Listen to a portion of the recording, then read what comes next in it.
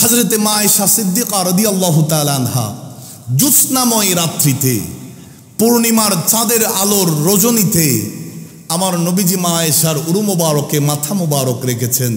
হযরতে মা আয়েশা রাদিয়াল্লাহু তাআলা আনহা নবীজিকে জিজ্ঞাসা করলেন, রাসূল গো, আসমানে তো অগণিত তারকা দেখা যায়, গণনা করা যাবে না। ইয়া রাসূলুল্লাহ, আপনার উম্মতের মধ্যে এমন কোন উম্মত আছে অগণিত আমল করছে যার আমল কখনো শেষ করা যাবে না? এই তারকাগুলার সমতুল্য আমল করেছে এমন কোন উম্মত আছে, সাহাবী আছে? আল্লাহর নবী সরকারে দো আলম সাল্লাল্লাহু আলাইহি ওয়াসাল্লাম মুচকি হেসে বলেন, হ্যাঁ আয়েশা আছে। আমার ফারুকে আজমের আমল এই তারকার সমপরিমাণের চাইতেও বেশি। আর একটু জোরে বলেন। হযরতে মা আয়েশা রাদিয়াল্লাহু তাআলা আনহা চেহারা মলিন করলেন। এটা একটা মজার বিষয়। হযরতে মা আয়েশা রাদিয়াল্লাহু তাআলা আনহা চেহারা মলিন করে বলে, ইয়া রাসূলুল্লাহ, ফারুকে আজমের আমল যদি তারকার সমপরিমাণ হয়ে যেতে পারে, সিদ্দিক আকবরের আমল গেল কোথায়? আর একটু বলেন না। যেই সিদ্দিক আকবর বলেছেন আন-নাযরু ইলা ওয়াজহি রাসূলিল্লাহি সাল্লাল্লাহু আলাইহি ওয়াসাল্লাম, আমি সবচাইতে পছন্দ করি এক নম্বরে যেটা রাসূলুল্লাহর চেহারা মোবারক সর্বক্ষণ দেখা। ওয়া ইনফাকু মালি আলা রাসূলিল্লাহি সাল্লাল্লাহু আলাইহি ওয়াসাল্লাম, আমার পছন্দের সবচাইতে বড় বিষয় হচ্ছে রাসূলুল্লাহর খেদমতে খরচ করা। ওয়া আন ইয়াকুনা ইবনাতি তাহতা রাসূলিল্লাহি সাল্লাল্লাহু আলাইহি ওয়াসাল্লাম, আমার পছন্দের বিষয় হচ্ছে রাসূল পাক সাল্লাল্লাহু আলাইহি ওয়াসাল্লামের সাথে নিজের মেয়েকে শাদী দেওয়া। আমি সিদ্দিক আকবর দিয়েছেন। হযরতে মা আয়েশা বলেন, ইয়া রাসূলুল্লাহ, সিদ্দিক আকবরের আমল গেল কোথায়? আমার নবী মুচকি মুচকি হেসে বলে, ও আয়েশা, ইন্নামা জামিউ হাসানাতি উমর। সুবহানাল্লাহ বলেন না। ইন্নামা জামিউ হাসানাতি উমর, আমার ফারুকে আজমের গোটা জিন্দেগির আমল যদি এক পাল্লায় রাখা হয়, কাহাসানাতিন ওয়াহিদাতিন মিন হাসানাতি আবি বকরিন, সিদ্দিক আকবরের গোটা জীবনের আমল আরেক পাল্লায় রাখতে হবে না। ওই গারে সুরের মধ্যে আমি রাসূলুল্লাহর সাথে যেই রাতটা কাটিয়েছে, ওই এক রাতের আমল যদি অপর পাল্লায় রাখা হয়, আমার সিদ্দিক আকবরের পাল্লাটা ভারী দেখা যাবে। জোরে বলেন, বলেন আল্লাহু আকবার। তিনি হলেন সিদ্দিক আকবর রাদিয়াল্লাহু তাআলা। আমার নবী এলান করেছেন, আগে ভাগে বলে রেখেছেন, ও আবু বকর সিদ্দিক রাদিয়াল্লাহু তাআলা, যে কোনো টাইমে আল্লাহর পক্ষ থেকে নির্দেশ আসতে পারে হিজরতের জন্য মক্কা থেকে বের হতে হবে। হযরতে সাইয়্যিদুনা সিদ্দিক আকবর রাদিয়াল্লাহু তাআলা কিতাব স্টাডি করে দেখলাম, সেই দিন থেকে রাতের বেলা আর ঘুমান নাই, মাথা মোবারক বালিশের মধ্যে দেন নাই, পিঠটা দেওয়ালের সাথে লাগান নাই। কারণ তিনার কনসেপ্ট ছিল, মাইন্ডে এটা সেট করে নিয়েছেন, রাসূলুল্লাহ যে কোনো টাইমে আমার দরজার সামনে এসে আঘাত দিতে পারে, আবু বকর বলে ডাক দিতে পারে, আমি রাসূলুল্লাহর প্রথম ডাকে লাব্বাইক ইয়া রাসূলুল্লাহ বলবো। সাইয়্যিদুনা সিদ্দিক আকবর রাদিয়াল্লাহু তাআলা মাথা মোবারকের নিচে ইটা দিতেন, তিনি পাথর রাখতেন যেন ঘুম চলে না আসে আরামের কারণে। তিনি দরজার পাশেই তিনি অবস্থান করতেন সারা রাত। কোনো একটা রাত্রিতে যখন আমার নবী রাত্রিতে ডাক দিলেন, হে আবু বকর সিদ্দিক, দরজা খুলে দিয়েছেন, ইয়া রাসূলুল্লাহ লব্বাইক, আপনার গোলাম আপনার কদমে হাজির। আমার নবী সিদ্দিক আকবরকে সঙ্গে নিয়ে হিজরতের উদ্দেশ্যে, কাফের মুশরিকদের ভয়ে নয়, আল্লাহর নির্দেশে মক্কা থেকে হিজরত শুরু করে দিলেন। আমার বাবারা ভাইয়েরা, কাফের মুশরিকরা তারা অবস্থান নিয়েছে, ইসলামের নবীকে যেখানেই পাবো সেখানেই শহীদ করে ফেলবো, সেখানেই শহীদ করে ফেলবো। আমার নবী সিদ্দিক আকবরকে সঙ্গে নিয়ে রাত্রিতে শুরু করে দিলেন, রওনা হয়ে গেলেন। আমার নবীর সঙ্গে সাইয়্যিদুনা সিদ্দিক আকবর রাদিয়াল্লাহু তাআলা চলতে লাগলেন। কিতাবের মধ্যে দেখা যাচ্ছে সাইয়্যিদুনা সিদ্দিক আকবর রাদিয়াল্লাহু তাআলা কিছুক্ষণ রাসূলুল্লাহর পাশ দিয়ে যাচ্ছেন ডান পাশে, আবার কিছুক্ষণ বাম পাশ দিয়ে, আবার কিছুক্ষণ পিছনের দিক দিয়ে, আবার কিছুক্ষণ সামনের দিক দিকে। ও সাইয়্যিদুনা সিদ্দিক আকবর রাদিয়াল্লাহু তাআলা চাইলে তো এক পাশ দিয়ে হাঁটতে পারতেন, অথবা আগে আগে অথবা পিছনে পিছনে। আপনি কেন চতুর্দিকে হাঁটাহাঁটি করছেন? রাসূলুল্লাহর চতুর্দিকে কেন ঘোরাঘুরি করছেন? সাইয়্যিদুনা সিদ্দিক আকবর রাদিয়াল্লাহু তাআলা আনহুর একটাই জবাব, আমি হাজারো সিদ্দিক নবীর কদমে কুরবান হওয়ার জন্য কাফেররা যেন আমার নবীকে একটা আঘাত করতে না পারে। জোরে বলেন। সৈয়দনা সিদ্দিক আকবর রাদিয়াল্লাহু তাআলা আমার নবী সহ গারে সুরের আগে আগে সেই গারে সুরে আগে আগে গেলেন, পৌঁছলেন। ইয়া রাসূলুল্লাহ, এই গুহার মধ্যে আমাদেরকে অবস্থান করতে হবে। নবী গো, একটু দাঁড়ান না, এই গুহার মধ্যে পোকামাকড়ের জালি দেখছি, পোকামাকড়ের অবস্থান দেখছি, হয়তো বিষাক্ত কোনো পোকামাকড় থাকতে পারে। ইয়া রাসূলুল্লাহ, আপনি এখানে একটু অবস্থান করুন, আমি সিদ্দিক আকবর সেখানেই আগে ঢুকবো। হযরতে সাইয়্যিদুনা সিদ্দিক আকবর রাদিয়াল্লাহু তাআলা সেখানে গেলেন, সমস্ত পোকামাকড়ের সব কিছু লতা পাতা সব কিছু পরিষ্কার করলেন। সাপের গর্তের মতো দেখা যাচ্ছে, নিজের চাদর মোবারক ফেটে ফেটে সেই গর্তগুলা তিনি ঢাকনা দিয়ে দিলেন, গর্তের উপরে রেখে দিলেন। ইয়া রাসূলুল্লাহ, এখনই আসতে পারবেন, আগমন করতে পারবেন। আমার নবী বলেন, ও আবু বকর সিদ্দিক, গাড়ে সুরে তুমি আগে প্রবেশ করেছো, তুমি আগে প্রবেশ করেছো, আমি রাসূলের জন্য অপেক্ষা করেছো, আর আমি দুনিয়া থেকে পর্দা করে তুমি সিদ্দিকের জন্য অপেক্ষা করব। কিতাবের মধ্যে আছে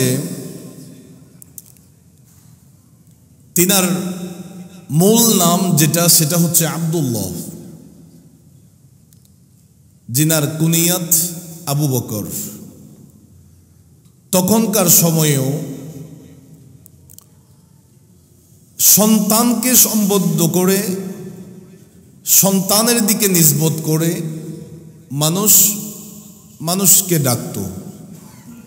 আরবিতে আবুন শব্দের অর্থ হচ্ছে পিতা, বকর একজন সন্তানের নাম, আবু বকর মানে হচ্ছে আবু বকরের পিতা, বকরের পিতা। হযরতে সাইয়্যিদুনা সিদ্দিক আকবর রাদিয়াল্লাহু তাআলা আনহুর বকর নামে কোনো সন্তান ছিল না। এখন আমাদের প্রশ্ন, তিনাকে আবু বকর কেন বলা হতো?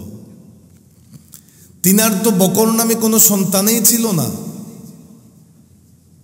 ঐতিহাসিকগণ তারিখের কিতাবের মধ্যে লিখেছেন, আরবিতে বকর শব্দের একটা অর্থ হচ্ছে সকাল। দিন শুরু হয় সকাল দিয়ে, আর ইসলামের সূচনা হয়েছে হযরতে সিদ্দিক আকবর দিয়ে। দিন যেভাবে শুরু হয় সকাল দিয়ে, আর আমার নবী ইসলামের দাওয়াত যখন শুরু করেছেন, সর্বপ্রথম সিদ্দিক আকবর রাদিয়াল্লাহু তাআলা মুসলমান হয়েছে। বকর শব্দের এক অর্থ হচ্ছে আউয়াল, তথা প্রথম, এক নাম্বার। সিদ্দিক আকবর রাদিয়াল্লাহু তাআলা আবু বকর হওয়ার কারণ হচ্ছে, প্রত্যেকটা ক্ষেত্রে আমার নবী যেই কোনো কথার মাধ্যমে, যেই কোনো কাজের ক্ষেত্রে হযরতে আবু বকর রাদিয়াল্লাহু তাআলা এক নম্বরে থাকতেন। এখন আসুন, 4 কিংবা 5 বছর অথবা 6 বছর হযরতে আবু বকর সিদ্দিক রাদিয়াল্লাহু তাআলা আনহুর বয়স মুবারক। তিনার বাবার নাম হচ্ছে ওসমান, জিনার কুনিয়ত হচ্ছে আবু কুহাফা। মায়ের নাম হচ্ছে সালমা, কুনিয়ত হচ্ছে উম্মুল খাইর, জিনারা পরবর্তীতে দুজনেই মুসলমান হয়েছেন, ইসলাম কবুল করেছেন। হযরতে আবু কুহাফা সন্তান হযরতে আবু বকর রাদিয়াল্লাহু তাআলা আনহুকে নিয়ে গেলেন মূর্তিখানায়। যদিওবা এই ঘটনা আমরা পূর্ব থেকে জানি, তবে এখানে আমাদের অনেকগুলো শিক্ষণীয় বিষয় আছে। হযরতে আবু কুহাফা 5-6 বছরের সন্তানকে নিয়ে গেলেন মূর্তিঘরের মধ্যে, অনেক বড় বড় মূর্তি আছে। সিদ্দিক আকবর রাদিয়াল্লাহু তাআলা আনহুকে বলছেন, বাবা, এখানে যেগুলা মূর্তি আছে সবগুলো আমাদের প্রভু, আমাদের খোদা। নাউজুবিল্লাহ বলেন। এই যে দেখছো বড় মূর্তি যেটা, সেই মূর্তিকে তুমি সাজদা দাও। কি বলছেন তিনি? হাযিহি ইলাহাতুকা সুম্মুল উলা ফাসজুদ লাহা। এই মূর্তি আমাদের সবচাইতে বড় খোদা, এটাকে তুমি সাজদা দাও। এই কথাটা বলে তিনি বাইরে গেলেন। আর সিদ্দিক আকবর রাদিয়াল্লাহু তাআলা 5-6 বছরের শিশু, তিনি সেখানে গবেষণা শুরু করে দিলেন। আর একটু জোরে বলেন। সিদ্দিক আকবর রাদিয়াল্লাহু তাআলা চিন্তা করলেন, খোদা তো যিনি বানানেওয়ালা, খোদা তো তিনি যিনি খালেক, যিনি সৃষ্টি করেছেন, খোদা তো তিনি যিনি দিতে পারেন, খোদা তো তিনি যিনি প্রয়োজন পূরণ করতে পারেন। প্রথমত ওই মূর্তির দিকে ইশারা করে সিদ্দিক আকবর রাদিয়াল্লাহু তাআলা প্রথম প্রশ্ন করলেন, ইন্নী জাইউন ফাতইমনি, এই তুমি যদি সত্যিকারের খোদা হয়ে থাকো, তুমি যদি খালেক হয়ে থাকো, তুমি যদি প্রভু হয়ে থাকো, আমার খিদা লেগেছে, আমাকে খাবার দাও। একটু জোরে বলেন না সুবহানাল্লাহ। তুমি যদি আসলেই খোদা হয়ে থাকো, ইন্নী জাইউন ফাতইমনি, আমার ক্ষুধা লেগেছে, আমার পেটে খিদা আছে, তুমি আমার খিদা নিবারণ করো, খাবারের ব্যবস্থা করো। তিনি দেখতেছেন ওই মূর্তির কোনো নড়াচড়া নাই। দ্বিতীয় নাম্বার প্রশ্ন করলেন, ইন্নী আরিন ফাকসিনি, আমার কাপড়ের প্রয়োজন। বান্দা চাইলে তো খোদা দিতে পারেন, তুমি যদি সত্যিকারের খোদা হয়ে থাকো, এই মূর্তি আমাকে কাপড় দাও। প্রশ্ন করলেন, নড়াচড়া নাই, কোনো কথাবার্তা নাই।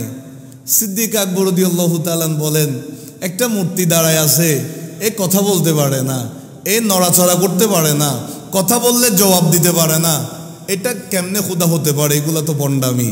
জোরে বলি নাউজুবিল্লাহ।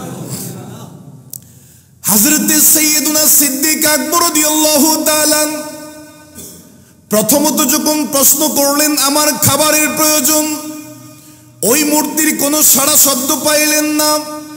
আবারও প্রশ্ন করলেন আমার কাপড়ের প্রয়োজন, কোনো সাড়া শব্দ নাই। আমার বাবারা ভাইয়ারা, হাতের মধ্যে একটা লাঠি অথবা পাথর নিয়া, লাঠি মোবারক হাতের মধ্যে নিয়া সাইয়্যিদুনা সিদ্দিক আকবর রাদিয়াল্লাহু তাআলা ওই মূর্তির দিকে ইশারা করে বলেন, ফাইন কুনতা আলিহান ফামনিই নাফসাকা, এই মূর্তি যদি তুমি সত্যিকারের প্রভু হয়ে থাকো, যদি তুমি সত্যিকারের খোদা হয়ে থাকো, আমি সিদ্দিক আকবরের হাত থেকে, এই লাঠির আঘাত থেকে তুমি নিজেকে বাঁচাও। আমি এখন তোমাকে ধ্বংস করে ফেলবো, আমি এখন তোমাকে টুকরা টুকরা করে দিব, তুমি আমার হাত থেকে নিজেকে বাঁচাও। আমার বাবারা ভাইয়ারা, সাইয়্যিদুনা সিদ্দিক আকবর রাদিয়াল্লাহু তাআলা বলেন, যেই মূর্তি কথা বলতে পারে না, যেই মূর্তি নিজের উপকার করতে পারে না, নিজের জান বাঁচাইতে পারে না, সেই কখনো মানুষের খোদা হতে পারে না, সেই কখনো মানুষের মালিক হতে পারে না। সুতরাং মানুষগুলা ভুল পথের মধ্যে আছে, গুমরাহির পথে আছে। এই কথাগুলা বলে হযরতে সাইয়্যিদুনা সিদ্দিক আকবর রাদিয়াল্লাহু তাআলা এই মুহূর্তের মধ্যে লাঠির আঘাত দিয়া সেই মূর্তিটাকে ধ্বংস করে দিয়েছে। বলেন আল্লাহু আকবার। 5-6 বছরের সন্তান মূর্তিখানার মধ্যে, বাবা বলছে এটা তোমার খোদা, সাজদা দাও, আর তিনি সেই মূর্তিকে ধ্বংস করে দিয়েছে, ধূলিসাৎ করে দিয়েছে। হযরত আবু কুহাফা এসে তো আশ্চর্য হয়ে গেছে, অবাক হয়ে গেলেন, আবু বকর কি করেছো তুমি? সাইয়্যিদুনা সিদ্দিক আকবর রাদিয়াল্লাহু তাআলা বলেন, বাবারে, যদিও বা আপনার ধ্যান ধারণা এটা আমাদের প্রভু, এটা আসলে প্রভু না। আমি ওনার কাছে খাবার চাইছি, দিতে পারে নাই। আমি ওনার কাছে কাপড় চাইছি, দিতে পারে নাই। নিজেরে বাঁচাইতে বললাম, সেটাও পারে নাই। সেই জন্য আমি তারে ধ্বংস করে দিছি। সুবহানাল্লাহ বলেন না। হযরতে সাইয়্যিদুনা সিদ্দিক আকবর রাদিয়াল্লাহু তাআলা বাবাকে এই কথা যখন বলেছেন, হযরতে আবু কুহাফা সন্তানকে শাসন করার জন্য যখন ধরতে চাইলেন, সাইয়্যিদুনা সিদ্দিক আকবর রাদিয়াল্লাহু তাআলা দৌড়ে চলে গেলেন। হযরতে সালমা মা উম্মুল খাইর রাদিয়াল্লাহু তাআলা আনহার কাছে চলে গেলেন, মায়ের কাপড়ের আঁচলে চলে গেলেন, মাকে সামনে দিয়ে তিনি পিছনে চলে গেলেন। যখন বাবা তিনাকে শাসন করতে চাইলেন, হযরতে সালমা রাদিয়াল্লাহু তাআলা আনহা তিনি বলেন, ও আমার প্রাণের স্বামী, আমার আবু বকর যা করেছে সে কখনো ভুল করতে পারে না। কারণ আমার আবু বকর যেমন তেমন সাধারণ কোনো সন্তান নয়। আমার সিদ্দিক আকবর যখন আমি আর গর্বের মধ্যে রেহেমের মধ্যে আগমন করেছে, আমি বিভিন্ন রকমের স্বপ্নের মধ্যে বিভিন্ন বার্তা আমাকে দেওয়া হতো সিদ্দিক আকবর সম্পর্কে। জোরে বলেন।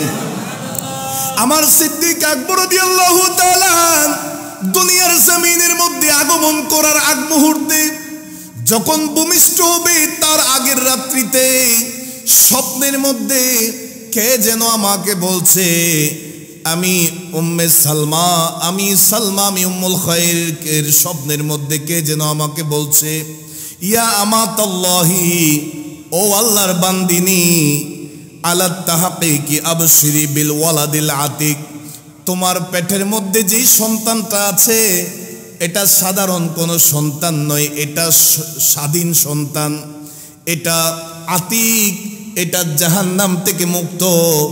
এই সন্তানের সুসংবাদটা তুমি নাও।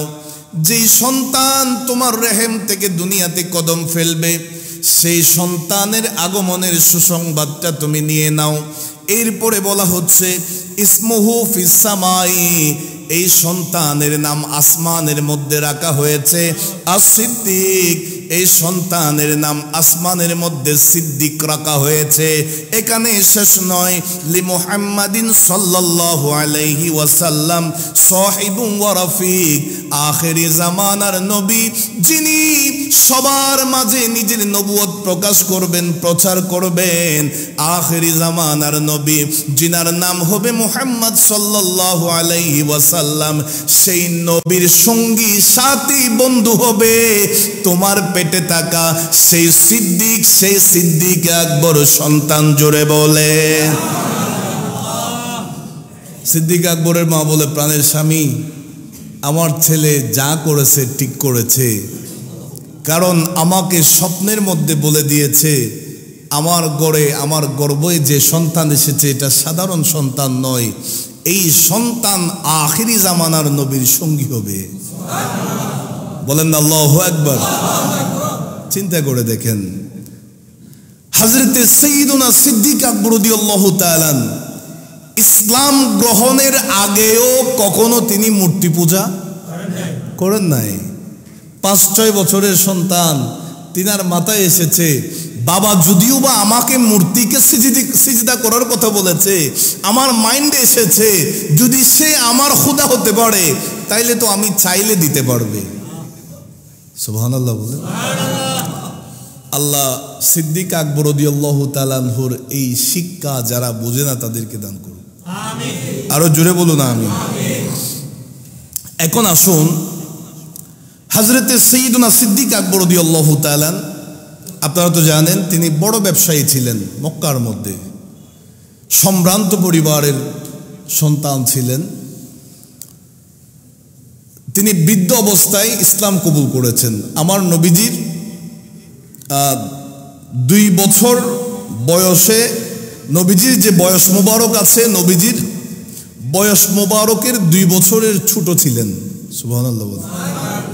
রাসূল করিম সাল্লাল্লাহু আলাইহি ওয়াসাল্লামের বয়স মোবারকের কাছাকাছি। ব্যবসায়িক কাজে তিনি গেলেন ইয়ামানে। ইয়ামানে যখন তিনি ব্যবসায়িক কাজে গেলেন, সেখানে তিনি থেকেছেন, ছিলেন। ইয়ামানের একজন বুজুর্গ মানুষ, যিনার বয়স হচ্ছে প্রায় 390 বছর। তিনি তাওরাত, ইনজিল কিতাবের বড় গবেষক ছিলেন, বড় পণ্ডিত ছিলেন, বড় আলেম ছিলেন। কোন এক কাজে হযরতে সাইয়্যিদুনা সিদ্দিক আকবর রাদিয়াল্লাহু তাআলা আনহুর সাথে ওই বুজুর্গ আলেমের সাথে সাক্ষাৎ হয়ে গেল। ওই 390 বছরের আলেম সিদ্দিক আকবরকে দেখা মাত্র চমকে গেলেন।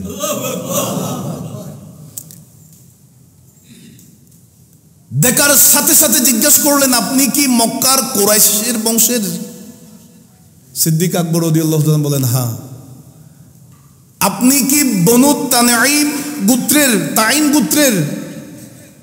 সিদ্দিক আকবর রাদিয়াল্লাহু তাআলা বলেন, হ্যাঁ। ওই আলেম জিজ্ঞাসা করছে, আপনার নাম কি আবু বকর? সিদ্দিক আকবর রাদিয়াল্লাহু তাআলা বলেন, হ্যাঁ আমার নাম আবু বকর। সুবহানাল্লাহ। হযরত সাইয়্যিদুনা সিদ্দিক আকবর রাদিয়াল্লাহু তাআলা অবাক হয়ে গেলেন।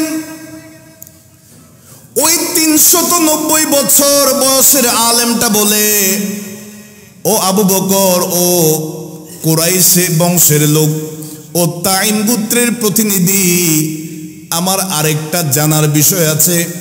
এই বিষয়টা জানতে হলে আপনার পেট মোবারক থেকে কাপড়টা সরাইতে হবে।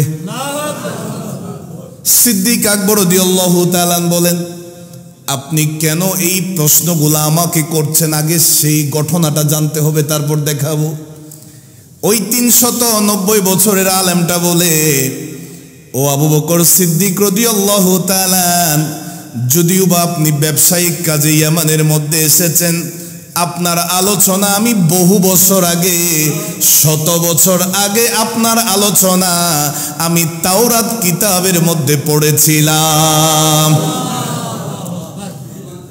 হযরত সাইয়্যিদুনা সিদ্দিক আকবর রাদিয়াল্লাহু তাআলা যখন ওই 390 বছর বয়সের আলেমটা বলেন, ও আবু বকর সিদ্দিক রাদিয়াল্লাহু তাআলা, পেট মোবারক থেকে কাপড়টা একটু সরান।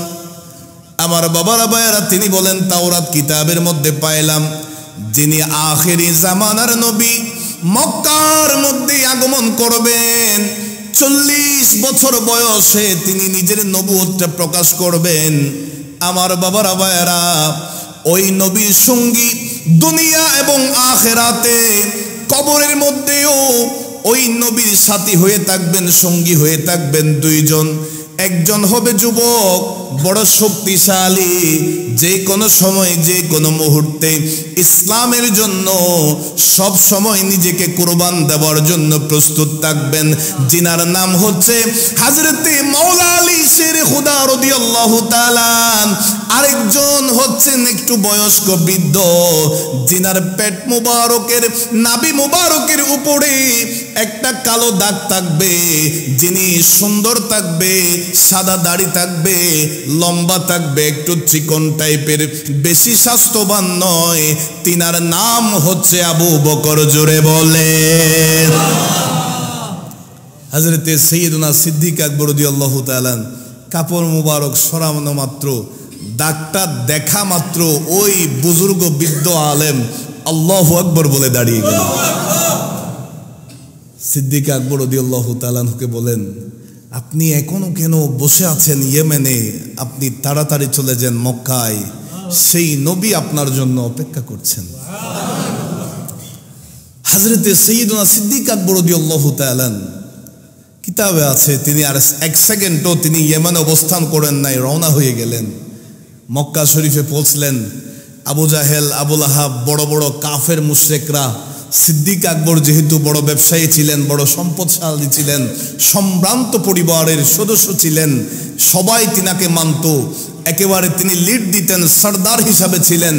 সিদ্দিক আকবরকে ঘেরাও করে বলে, আবু বকর, ও আবু বকর রাদিয়াল্লাহু তাআলা, আমরা আপনার জন্য অপেক্ষা করছি। ওই আব্দুল্লাহর সন্তান ইয়েতিম ছেলে মুহাম্মাদুর রাসূলুল্লাহ সাল্লাল্লাহু আলাইহি ওয়াসাল্লাম নিজেকে নবী দাবি করছে, নিজেকে সবার কাছে নবী হিসাবে উপস্থাপন করছে। আমাদের বাপদাদার ধর্ম ভুল ছিল, ইসলাম সঠিক আছে, এই এলান করছে। আমরা এখনো কোনো পদক্ষেপ নিই নাই, আপনার জন্য অপেক্ষা করছি। আর সিদ্দিক আকবর মনে বলে বলছে, আমি তো সেই নবীর জবানে কলমা পড়ে মুসলমান হইতে ইয়ামান থেকে মক্কায় চলে এসেছি। সিদ্দিক আকবর রাদিয়াল্লাহু তাআলা কিচ্ছু বলেন নাই। ঠিক আছে, আমি দেখব, চিন্তা করব। তিনি দেরি না করে রাসূলুল্লাহর সাথে সাক্ষাতে চলে গেলেন। আর একটু জুড়ে বলেন। আমার নবীর কাছে আসা মাত্র রাসূলুল্লাহ থাকে সিদ্দিক আকবর রাদিয়াল্লাহু তাআলা কে ইসলামের প্রতি দাওয়াত দিলেন, আল্লাহর ওয়াহদানিয়তের পরিচয় তুলে ধরলেন। আমার নবীর রাসালতের পরিচয়, রাসালতের দাওয়াত সিদ্দিক আকবর রাদিয়াল্লাহু তাআলার সামনে তুলে ধরলেন। সিদ্দিক আকবর রাদিয়াল্লাহু তাআলা মুচকি মুচকি হেসে বলে, ইয়া রাসূলুল্লাহ, আমি কলমা পড়ে মুসলমান হওয়ার জন্য রাজি আছি, আমাকে একটা মুজিজা দেখান না।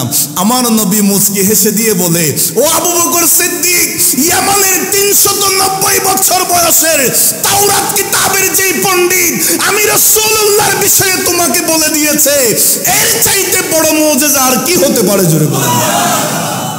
সিদ্দিক আকবর রাদিয়াল্লাহু তাআলা মুহূর্তেই কলমা পড়ে, আমার নবীর জবানে কলমা পড়ে মুসলমান হয়ে গেলেন। তিনি হলেন সিদ্দিক আকবর রাদিয়াল্লাহু তাআলা। আমার আল্লাহ জিনার আলোচনা তাওরাত কিতাবের মধ্যে রেখেছেন। আল্লাহ আমাদেরকে আল্লাহর নবীর সাহাবীদের প্রেম মহব্বত অন্তরে রাখার তৌফিক দান। আর আমাদের মধ্যে অনেকেই সিদ্দিক আকবর রাদিয়াল্লাহু তাআলা সম্পর্কে, ফারুক আজম সম্পর্কে কথা বলতে একটু চিন্তা করে না। বড় আফসোস, তাদের অবস্থা কোথায় হবে, তাদের জায়গা কোথায় হবে। এখন আসুন, এভাবে ইসলাম প্রচারের কাজ গোপনে চলছে, ওপেনে নয়। ঘরোয়াভাবে মিটিং, সমাবেশ, মজলিস, সাহাবায়ে کرام, ইসলাম তো এখনো প্রচার প্রসার তেমন হয় নাই। কিতাবের মধ্যে আছে সংখ্যা সবে মাত্র 38। কত? সিদ্দিক আকবর রাদিয়াল্লাহু তাআলা আনহুর কেমন প্রেম! ইয়া রাসূলুল্লাহ, আমরা আর কতদিন মানুষের ঘরে ঘরে ইসলামের দাওয়াত প্রচার প্রসার করব গোপনে? কাফেরদেরকে আর ভয় করব কতদিন? রাসূল গো, আমার ইচ্ছা করছে খানায়ে কাবার সামনে আমি ইসলামের বিষয়ে প্রকাশ্যে কাফের মুশরিকদের সামনে ইসলামের কথা বড় আওয়াজে তুলে ধরতে। আল্লাহর নবী তিনাকে বললেন করব। সিদ্দিক আকবর আবারও রিকোয়েস্ট করলেন, নবীজি তিনাকে সান্ত্বনা দিলেন। এইভাবে বারংবার রিকোয়েস্ট করতে করতে আমার নবী অনুমতি দিলেন, হে আবু বকর সিদ্দিক, চলো আমরা খানায়ে কাবা থেকে ওপেন প্রকাশ্যে কাফের মুশরিকদেরকে ইসলামের দাওয়াত দিব। সিদ্দিক আকবর রাদিয়াল্লাহু তাআলা সহ 38 জন সাহাবী, মুসলমানের সংখ্যা তখন 38। সেই ইসলাম সারা পৃথিবীর রন্ধ্রে রন্ধ্রে ছড়িয়ে পড়েছে। বলেন আল্লাহু আকবার। একটা কথা, একটা বিষয় খেয়াল রাখবেন, অনেকেই আমাদেরকে মিসগাইড করতে চাইবে। মিসগাইড জানেন? আমরা তো বড় আবেগী। ইসলাম বললেই আমাদের আবেগ ফেটে ওঠে, বলে যে ইসলামকে প্রতিষ্ঠা করতে হবে, ইসলামকে প্রতিষ্ঠা করার জন্য আসো মাঠে, আসো যুদ্ধ করতে হবে, ইসলামকে প্রতিষ্ঠা করার জন্য অস্ত্র নিয়ে আসো মাঠের মধ্যে। আপনি চিন্তা করবেন, ইসলাম প্রতিষ্ঠা তো আমার নবী করে গেছেন, ইসলাম তো ১৫০০ বছর আগে হয়ে গেছে প্রতিষ্ঠিত। এখন ইসলামের নাম দিয়ে তুমি কোন মতবাদ প্রতিষ্ঠা করতে চাও? একটা প্রশ্ন আছে না নাই? আল্লাহ আমাদেরকে বুঝার তৌফিক দান করুন। সিদ্দিক আকবর রাদিয়াল্লাহু তাআলা গেলেন, ইয়া রাসূলুল্লাহ, আপনি খুতবা দেওয়ার সাথে সাথে হয়তো কাফের মুশরিকরা আক্রমণ করতে পারে, নবী গো আমি কথা বলবো। সিদ্দিক আকবর রাদিয়াল্লাহু তাআলা বলেন, ওয়াকামা আবু বকর ফিন নাসি খতীবান ওয়া রাসূলুল্লাহি সাল্লাল্লাহু আলাইহি ওয়াসাল্লাম জালিসুন। আমার নবীর ইসলামের সর্বপ্রথম খতিব ছিলেন, ওয়াইজ ছিলেন, খুতবা দিয়েছেন। ইসলাম সম্পর্কে সমস্ত মানুষদের মধ্যে সর্বপ্রথম যিনি দাওয়াত দিয়েছেন তিনি হচ্ছেন সিদ্দিক আকবর রাদিয়াল্লাহু তাআলা। ফাকানা আউয়ালু খতীবুন দাআ ইলাল্লাহি আযজা ওয়া জাল্লা ওয়া ইলা রাসূলিল্লাহি সাল্লাল্লাহু আলাইহি ওয়াসাল্লাম। চিৎকার দিয়ে বলেন না সুবহানাল্লাহ। মানুষদেরকে দাওয়াত দিলেন। মুহূর্তের মধ্যে কাফের মুশরিকরা আক্রমণ করল। হযরতে সাইয়্যিদুনা সিদ্দিক আকবর রাদিয়াল্লাহু তাআলা আনহুর মাথা মোবারকের পিছনে আঘাত করা মাত্র সিদ্দিক আকবর রাদিয়াল্লাহু তাআলা বেহুশ হয়ে পড়ে গেলেন। এমন সময় সবাই যার যার মতো করে চলে গেল। সিদ্দিক আকবর রাদিয়াল্লাহু তাআলা আনহুকে বেহুশ অবস্থায় নিয়ে আসা হলো। কিতাবের মধ্যে আছে সারাদিন তিনার জ্ঞান ফিরে আসে নাই। সন্ধ্যাবেলা যখন জ্ঞান ফিরে আসলো, সিদ্দিক আকবর রাদিয়াল্লাহু তাআলা আনহুর গোত্রের মানুষরা তো তারা ওই কাফের মুশরিকদেরকে আক্রমণ করার জন্য প্রস্তুতি নিচ্ছে যে আমাদের গোত্রের লোককে কিভাবে তারা আক্রমণ করবে। সবাই ছিল। সিদ্দিক আকবর রাদিয়াল্লাহু তাআলা আনহুর জ্ঞান আসা মাত্র তিনি একটা কথা বলেছেন, আমাকে পানি দাও, সেই কথাটা বলে নাই। আমার কি হয়েছে সেই কথা জিজ্ঞাসা করে নাই। আমার এখন কি অবস্থা এই কথা জিজ্ঞাসা করে নাই। মা কোথায় জিজ্ঞেস করে নাই, বাবা কোথায় জিজ্ঞেস করে নাই। সিদ্দিক আকবর রাদিয়াল্লাহু তাআলা আনহুর জ্ঞান ফেরা মাত্র তিনি বলেন, মা ফাআলা বিরাসূলিল্লাহি সাল্লাল্লাহু আলাইহি ওয়াসাল্লাম, আমার জানের জান নবী মুস্তাফা কেমন আছেন জোরে বলুন। আমার নবী কোথায়, আমার নবীর কি অবস্থা এখন, নবীজি কেমন আছেন। সিদ্দিক আকবর রাদিয়াল্লাহু তাআলা আনহুর অন্তরে রাসূলুল্লাহর প্রেম এমন ছিল জোরে বলুন। এখন তিনি যখন নবীর কথা চিন্তা করছেন, গোত্রের লোকেরা বলে যার জন্য আমরা এখন যুদ্ধ করার জন্য প্রস্তুতি নিচ্ছি, জিনার কারণে আজকে তার এই অবস্থা, সে এখনো তার কথা বলতেছে, সুতরাং যুদ্ধ করব না। তিনি সবাই চলে গেলেন। হযরতে সাইয়্যিদুনা সিদ্দিক আকবর রাদিয়াল্লাহু তাআলা আনহুর অন্তর ছটফট করছে। মা হযরতে সালমাকে বলেন, মা রে একটু খবর নিয়ে দেখো না আমার নবীজি কোথায় আছেন, আমার নবী কেমন আছেন। মা বলছেন, হে আবু বকর সিদ্দিক, এখনো তো কোনো খবর পাই নাই। তিনি বলছেন, হযরতে ফারুকে আজমের বোন উম্মে জামিলের কাছে যান, তিনার কাছে কোনো নিউজ থাকতে পারে। সিদ্দিক আকবর মা জননী তিনি গেলেন।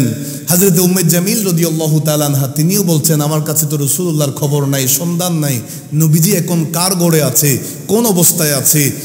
সালেম নামে একজন ব্যক্তি হযরতে সিদ্দিক আকবর রাদিয়াল্লাহু তাআলা আনহুর কাছে একটা নিউজ নিয়ে আসলেন।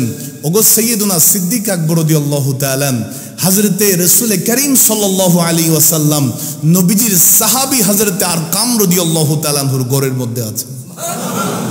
বলেন আল্লাহু আকবার। সিদ্দিক আকবর রাদিয়াল্লাহু তাআলা আনহুকে পানি দেওয়া হচ্ছে, পান করছে না, খাবার আনা হচ্ছে, খাচ্ছেন না। মাকে বলছেন, মা আমি আমার কামলিওয়ালা নবীকে না দেখা পর্যন্ত আমি আমার মুখের মধ্যে বিন্দু পরিমাণ পানি দিব না। তিনি বলেন, আমার জান চলে যাক, নবীকে না দেখা পর্যন্ত, রাসূলুল্লাহর কাছে না যাওয়া পর্যন্ত আমি কোনো খাবার স্পর্শ করব না। রাতের বেলা মা জননী হযরতে সাইয়্যিদুনা সিদ্দিক আকবর রাদিয়াল্লাহু তাআলা আনহুকে ধরে ধরে মা জননীর কাঁধের মধ্যে ভর দিয়ে তিনি হযরতে আরকাম রাদিয়াল্লাহু তাআলা আনহুর ঘরের মধ্যে গেলেন। চৌকাঠে যাওয়া মাত্র, রাসূল করিম সাল্লাল্লাহু আলাইহি ওয়াসাল্লামকে দেখা মাত্র এতক্ষণ জিনাকে ধরে ধরে আনা হচ্ছে। খুদাই কি পাওয়ার, কি শক্তি তিনার শরীরের মধ্যে চলে এসেছে। সেই মুহূর্তে চৌকাঠ থেকে দৌড় দিয়ে রাসূলুল্লাহকে জড়িয়ে ধরলেন, আমার নবীকে চুম্বন দিয়ে দিলেন। জোরে বলি সুবহানাল্লাহ। আল্লাহর নবীকে জড়িয়ে ধরে বলেন, ইয়া রাসূলুল্লাহ, ইয়া হাবিবাল্লাহ, ইনি আমার মা সালমা, হযরতে উম্মুল খায়ের। নবী গো, আপনি একটু দোয়া করেন না, আমার মা এখনো ইসলাম কবুল করে নাই, আমার মাও যেন ইসলাম কবুল করে নেন। আমার নবী হাত তুলে দোয়া করলেন।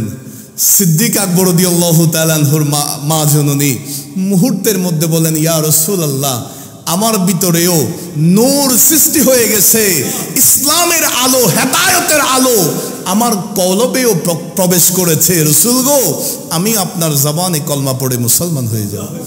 মুহূর্তে মুসলমান হয়ে গেলেন। হযরতে সাইয়্যিদুনা সিদ্দিক আকবর রাদিয়াল্লাহু তাআলা আল্লাহর নবী সরকার দু আলম সাল্লাল্লাহু আলাইহি ওয়াসাল্লাম সাহাবায়ে কেরামরা উপস্থিত ছিলেন মসজিদে নববীর মধ্যে।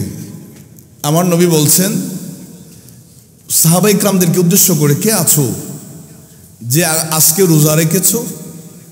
সাইয়্যিদনা সিদ্দিক আকবর রাদিয়াল্লাহু তাআলা, এটা মুসলিম শরীফের হাদিস।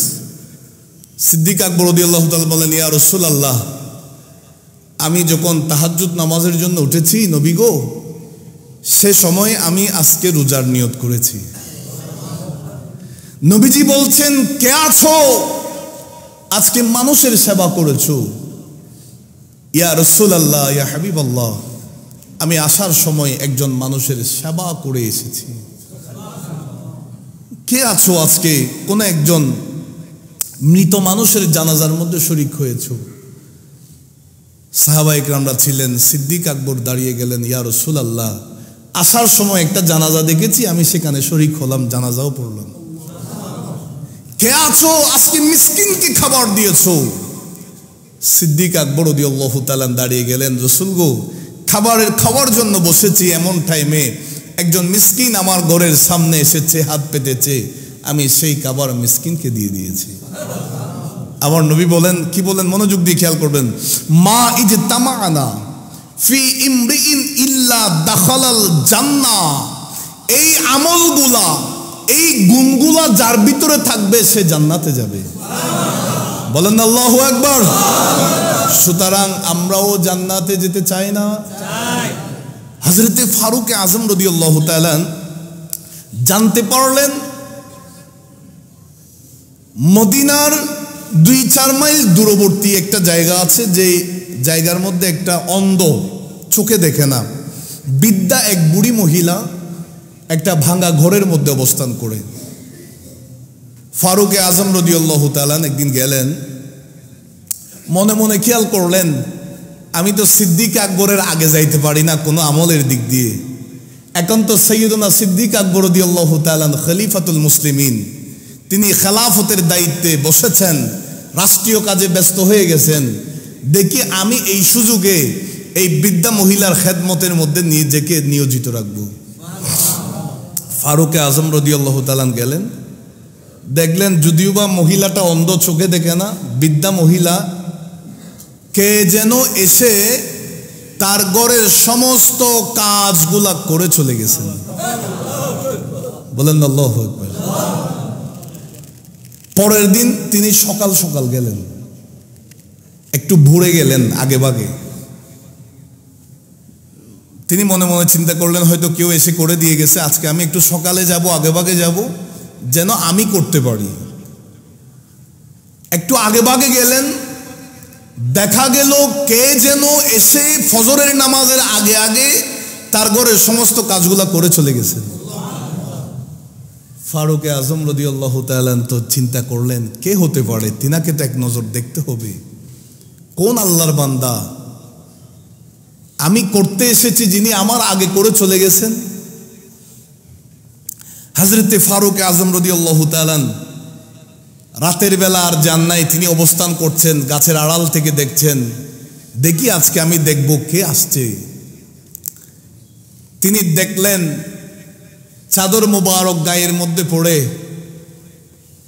হযরতে সাইয়্যিদুনা সিদ্দিক আকবর রাদিয়াল্লাহু তাআলা, যিনি খলিফাতুল মুসলিমিন, আমার নবী চলে যাওয়ার পরে, ইন্তেকালের পরে যিনি খেলাফতের দায়িত্ব নিয়েছেন, যিনাকে কোন সাহাবী খেলাফতের দায়িত্বে বসিয়েছেন তা নয়, আমার নবী থাকা অবস্থায় রাসূলুল্লাহর জায়গায় যিনাকে, নবীজির মিম্বরে যিনাকে, রাসূলুল্লাহর মুসাল্লায় যিনাকে বসিয়েছেন, সেই সিদ্দিক আকবর রাদিয়াল্লাহু তাআলা সারাটা দিন রাষ্ট্রীয় কাজ করছে, আর এই গভীর রাত্রিতে দেখা গেল ওই অন্ধ বুড়ি মহিলার ঘরের মধ্যে এসে সমস্ত কাজগুলা নিজেই করে দিয়ে যাচ্ছে। হযরতে ফারুক আজম রাদিয়াল্লাহু তাআলা বলেন আমি মনে মনে ঠিকই ধরলাম, কারণ এই কাজ তো সিদ্দিক আকবর রাদিয়াল্লাহু তাআলার আগে করা যাবে না, কারণ তিনি সব দিক দিয়ে বকর আউয়াল, প্রথম। চিৎকার দিয়ে বলি সুবহানাল্লাহ। আর একটু জোরে বলেন। হযরতে আলোচনাটা সকলে জানেন, মনোযোগ দিয়ে খেয়াল করবেন, সিদ্দিক আকবরের মকাম কোন জায়গায়, মর্যাদা কেমন, তিনার পজিশন কত উঁচুতে। হযরতে মা আয়েশা সিদ্দিকা রাদিয়াল্লাহু তাআলা আনহা জ্যোৎস্নাময় রাত্রিতে, পূর্ণিমার চাঁদের আলোর রজনীতে আমার নবীজি মা আয়েশার উরু মোবারকে মাথা মোবারক রেখেছেন। হযরতে মা আয়েশা রাদিয়াল্লাহু তাআলা আনহা নবীজিকে জিজ্ঞাসা করলেন, রাসূল গো, আসমানে তো অগণিত তারকা দেখা যায়, গণনা করা যাবে না, ইয়া রাসূলুল্লাহ আপনার উম্মতের মধ্যে এমন কোন উম্মত আছে অগণিত আমল করছে, যার আমল কখনো শেষ করা যাবে না? এই তারকাগুলার সমতুল্য আমল করেছে এমন কোন উম্মত আছে, সাহাবী আছে? আল্লাহর নবী সরকারে দো আলম সাল্লাল্লাহু আলাইহি ওয়াসাল্লাম মুচকি হেসে বলেন, হ্যাঁ আয়েশা আছে, আমার ফারুক আজমের আমল এই তারকার সমপরিমাণের চাইতেও বেশি। আর একটু জোরে বলেন। হযরতে মা আয়েশা রাদিয়াল্লাহু তাআলা আনহা চেহারা মলিন করলেন, এটা একটা মজার বিষয়। হযরতে মা আয়েশা রাদিয়াল্লাহু তাআলা আনহা চেহারা মলিন করে বলে, ইয়া রাসূলুল্লাহ ফারুক আজমের আমল যদি তারকার সমপরিমাণ হয়ে যেতে পারে, সিদ্দিক আকবরের আমল গেল কোথায়? আর একটু বলেন না। যেই সিদ্দিক আকবর বলেছেন আন-নাজরু ইলা ওয়াজহি রাসূলিল্লাহি সাল্লাল্লাহু আলাইহি ওয়াসাল্লাম, আমি সবচাইতে পছন্দ করি এক নম্বরে যেটা রাসূলুল্লাহর চেহারা মুবারক সর্বক্ষণ দেখা। ওয়া ইনফাকু মালি আলা রাসূলিল্লাহি সাল্লাল্লাহু আলাইহি ওয়াসাল্লাম, আমার পছন্দের সবচাইতে বড় বিষয় হচ্ছে রাসূলুল্লাহর খেদমতে খরচ করা। ওয়া আন ইয়াকুনা ইবনাতি তাহতা রাসূলিল্লাহি সাল্লাল্লাহু আলাইহি ওয়াসাল্লাম, আমার পছন্দের বিষয় হচ্ছে রাসূল পাক সাল্লাল্লাহু আলাইহি ওয়াসাল্লামের সাথে নিজের মেয়েকে শাদী দেওয়া। আমি সিদ্দিক আকবর দিয়েছেন। হযরত আয়েশা বলেন, ইয়া রাসূলুল্লাহ, সিদ্দিক আকবরের আমল গেল কোথায়? আমার নবী মুচকি মুচকি হেসে বলে, ও আয়েশা, ইন্নামা জামিউ হাসানাতি উমর। সুবহানাল্লাহ বলেন না? ইন্নামা জামিউ হাসানাতি উমর, আমার ফারুকে আজমের গোটা জিন্দেগির আমল যদি এক পাল্লায় রাখা হয়, কাহাসানাতিন ওয়াহিদাতিন মিন হাসানাতি আবি বকরিন, সিদ্দিক আকবরের গোটা জীবনের আমল আরেক পাল্লায় রাখতে হবে না। ওই গারে সুরের মধ্যে আমি রাসূলুল্লাহর সাথে যেই রাতটা কাটিয়েছে, ওই এক রাতের আমল যদি অপর পাল্লায় রাখা হয়, আমার সিদ্দিক আকবরের পাল্লাটা ভারী দেখা যাবে। জুড়ে বলেন, বলেন আল্লাহু আকবার। তিনি হলেন সিদ্দিক আকবর রাদিয়াল্লাহু তাআলা। আমার নবী এলান করেছেন, আগে ভাগে বলে রেখেছেন, ও আবু বকর সিদ্দিক রাদিয়াল্লাহু তাআলা, যে কোনো টাইমে আল্লাহর পক্ষ থেকে নির্দেশ আসতে পারে হিজরতের জন্য মক্কা থেকে বের হতে হবে।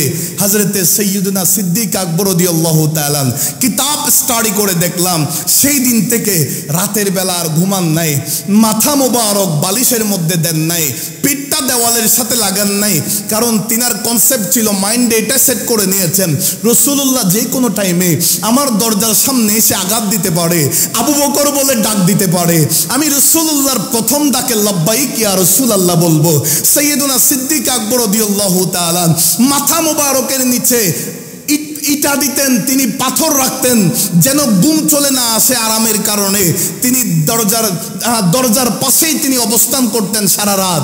কোনো একটা রাত্রিতে যখন আমার নবী রাত্রিতে ডাক দিলেন, হে আবু বকর সিদ্দিক, দরজা খুলে দিয়েছেন, ইয়া রাসূলুল্লাহ লাব্বাইক, আপনার গোলাম আপনার কদমে হাজির। আমার নবী সিদ্দিক আকবরকে সঙ্গে নিয়ে হিজরতের উদ্দেশ্যে, কাফের মুশরিকদের ভয়ে নয়, আল্লাহর নির্দেশে মক্কা থেকে হিজরত শুরু করে দিলেন।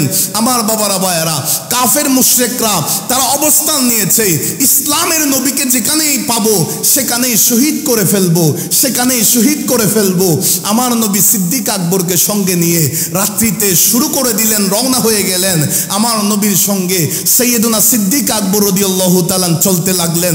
কিতাবের মধ্যে দেখা যাচ্ছে সাইয়্যিদুনা সিদ্দিক আকবর রাদিয়াল্লাহু তাআলা কিছুক্ষণ রাসূলুল্লাহর পাশ দিয়ে যাচ্ছেন ডান পাশে, আবার কিছুক্ষণ বাম পাশ দিয়ে, আবার কিছুক্ষণ পিছনের দিক দিয়ে, আবার কিছুক্ষণ সামনের দিক দিকে। ও সাইয়্যিদুনা সিদ্দিক আকবর রাদিয়াল্লাহু তাআলা চাইলে তো এক পাশ দিয়ে হাঁটতে পারতেন, অথবা আগে আগে অথবা পিছনে পিছনে। আপনি কেন চতুর্দিকে হাঁটাহাঁটি করছেন? রাসূলুল্লাহর চতুর্দিকে কেন ঘোরাঘুরি করছেন? সাইয়্যিদুনা সিদ্দিক আকবর রাদিয়াল্লাহু তাআলা আনহুর একটাই জবাব, আমি হাজারো সিদ্দিক নবীর কদমে কুরবান হওয়ার জন্য প্রস্তুত। কাফেররা যেন আমার নবীকে একটা আঘাত করতে না পারে। জোরে বলেন।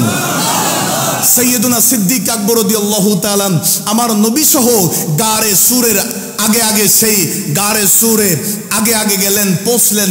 ইয়া রাসূলুল্লাহ, এই গুহার মধ্যে আমাদেরকে অবস্থান করতে হবে। নবী গো, একটু দাঁড়ান না, এই গুহার মধ্যে পোকামাকড়ের জালি দেখছি, পোকামাকড়ের অবস্থান দেখছি, হয়তো বিষাক্ত কোনো পোকামাকড় থাকতে পারে। ইয়া রাসূলুল্লাহ, আপনি এখানে একটু অবস্থান করুন, আমি সিদ্দিক আকবর সেখানেই আগে ঢুকবো। হযরতে সাইয়্যিদুনা সিদ্দিক আকবর রাদিয়াল্লাহু তাআলা সেখানে গেলেন, সমস্ত পোকামাকড়ের সব কিছু, লতা পাতা সবকিছু পরিষ্কার করলেন। সাপের গর্তের মতো দেখা যাচ্ছে, নিজের চাদর মোবারক ফেটে ফেটে সেই গর্তগুলা তিনি ডাকনা দিয়ে দিলেন, গর্তের উপরে রেখে দিলেন। ইয়া রাসূলুল্লাহ, এখনই আসতে পারবেন, আগমন করতে পারবেন। আমার নবী বলেন, ও আবু বকর সিদ্দিক, গারে সুরে তুমি আগে প্রবেশ করেছো, তুমি আগে প্রবেশ করেছো, আমি রাসূলের জন্য অপেক্ষা করেছো, আর আমি দুনিয়া থেকে পর্দা করে তুমি সিদ্দিকের জন্য অপেক্ষা করব। আরেকটু জোরে বলেন না। হযরতে সাইয়্যিদুনা সিদ্দিক আকবর রাদিয়াল্লাহু তাআলা গেলেন, সব গর্তগুলো এগুলো কিতাবের মধ্যে আছে, মনোযোগ। আল্লাহ নবী আল্লাহ তাআলা কি বলেন সূরা তাওবার 40 নম্বর আয়াতে, ইল্লা তানসুরুহু ফাকাদ নাসারাহুল্লাহ। আমার আল্লাহ বলেন, যদি তোমরা আমার হাবিবকে, আমার মাহবুবকে যদি তোমরা সাহায্য না করো, ফাকাদ নাসারাহুল্লাহ, নিশ্চয় আল্লাহ তিনাকে সাহায্য করেছেন। ইদ আখরাজাহুল্লাযীনা কাফারু, কাফেরদের ষড়যন্ত্রতার কারণে, কাফেরদের ষড়যন্ত্রতার কারণে আল্লাহর নির্দেশে তিনি মক্কা থেকে বাইরে তশরিফ নিয়ে গেছেন। সুবহানাল্লাহ বলে। অনেক বেয়াদবরা বলে আমার নবী নাকি কাফের মুশরিকদের বয়ে মক্কা থেকে চলে গেছে। আরো জোরে বলেন, নবীর অন্তরে ভয় আছে? দুনিয়ার কোনো ভয় আছে? আমার নবী আল্লাহর নির্দেশে গেছেন। আমার নবী নিজের থেকে যান নাই, আল্লাহ যেতে বলেছেন সেজন্য নবী বের হয়েছেন। এরপর আল্লাহ কি বলেন, সানিয়াস নাইন, যখনই তারা দুজনেই সেখানে অবস্থান করছেন, ইদহুমা ফিল গারি, ওই গারে সুরের মধ্যে, সেই গুহার মধ্যে অবস্থান করছেন, ইদ ইয়াকুলু লিসাহিবিহি, আমার নবী সিদ্দিক আকবর রাদিয়াল্লাহু তাআলা আনহুকে ইঙ্গিত করে বলছেন। কোরআনুল কারীমের সূরা তাওবার 40 নম্বর আয়াত, নবীজি সিদ্দিক আকবরকে বলছেন। সিদ্দিক আকবর তখন দেখতে পাইলেন গুহার উপরে দেখা যাচ্ছে কাফের মুশরিকদের পায়ের চিহ্ন দেখা যাচ্ছে। ইয়া রাসূলুল্লাহ, কাফের মুশরিকরা তো গুহার উপরে হাঁটাহাঁটি করছে, যে কোনো টাইমে জেনে যেতে পারে আমরা এই গুহার ভিতরে আছি। নবী গো, তারা তো যে কোনো সময় আমাদেরকে আক্রমণ করতে পারে। আর আমার নবী বলছেন, ইদ ইয়াকুলু লিসাহিবিহি, ও সাইয়্যিদুনা সিদ্দিক আকবর রাদিয়াল্লাহু তাআলা, লা তাহজান, টেনশন করো না, লা তাহজান, চিন্তা করো না, লা তাহজান, পেরেশানি নিও না, ইন্নাল্লাহা মা'ানা, যদিও বা আমি রাসূল এবং তুমি সিদ্দিক আছো, আমাদের সঙ্গে তো আল্লাহ আছে। বলেন আল্লাহু আকবার। আমার নবী বলেন, ও সিদ্দিক আকবর, টেনশনের কি প্রয়োজন, আল্লাহ তো আমাদের সঙ্গে আছেন। বলেন আল্লাহু আকবার। সাইয়্যিদুনা সিদ্দিক আকবর রাদিয়াল্লাহু তাআলা আনহুর উরু মুবারকে আমার নবী ঘুমাচ্ছেন, আরাম করছেন। সিদ্দিক আকবর রাদিয়াল্লাহু তাআলা সমস্ত গর্তগুলা ঢাকনা দিয়েছেন, একটা গর্তের ঢাকার জন্য আর কোনো কাপড়ের টুকরা নাই, তিনার পা মুবারক সেখানে রাখলেন। মনোযোগ দিয়ে খেয়াল করবেন, এটা লম্বা ইতিহাস, আমি একেবারে সংক্ষেপে বলছি। সেই গর্তের ভিতরে একটা অনেক পুরাতন প্রাচীন, কিতাবের মধ্যে আছে প্রায় 600 বছর আগের একটা সর্প সেই গর্তে অবস্থান করছেন। যদিও বা সর্প অবস্থান করছে, সেই সর্পেও আমার নবীর জন্য অপেক্ষায় ছিলেন। বলেন আল্লাহু আকবার। সেই সর্পটা ঈসা আলাইহিস সালামের যুগের সর্প। সেই সাপ ঈসা নবীর সময়কালের সাপ। আমার ঈসা আলাইহিস সালামকে বলছেন, ওগো ঈসা আলাইহিস সালাম, আখিরি জামানার নবীকে আমি একটু দেখতে চাচ্ছি, আখিরি জামানার নবীকে সালামি দিতে চাচ্ছি, আখিরি জামানার নবীর সাথে একটু সাক্ষাৎ করতে চাচ্ছি, কোথায় পাবো, তিনাকে কোথায় পাবো? ঈসা আলাইহিস সালামই বলে দিয়েছেন, তিনি ওই গারে হেরা, ওই গুহার ভিতরে অবস্থান করবেন। সেই সময় থেকে ওই সর্প সেই গুহার মধ্যে নবী দেখার অপেক্ষায় ছিলেন। বলেন আল্লাহু আকবার। তিনি বের হইতে না পেরে বাধ্য হয়ে সিদ্দিক আকবর রাদিয়াল্লাহু তাআলা আনহুকে দংশন করেছেন, কামড় দিয়েছেন। কিতাবে আছে, বের হওয়া মাত্র তিনি সাথে সাথে কদমের মধ্যে ঝুঁকে পড়লেন, ইয়া রাসূলুল্লাহ, আমি বের হইতে পারছিলাম না, সেই কারণে সিদ্দিক আকবর রাদিয়াল্লাহু তাআলা আনহুর সাথে বেয়াদবি করে ফেলেছি। আমার বাবারা ভাইয়েরা, সেই সর্প রাসূলুল্লাহকে সালাম দিয়েছেন।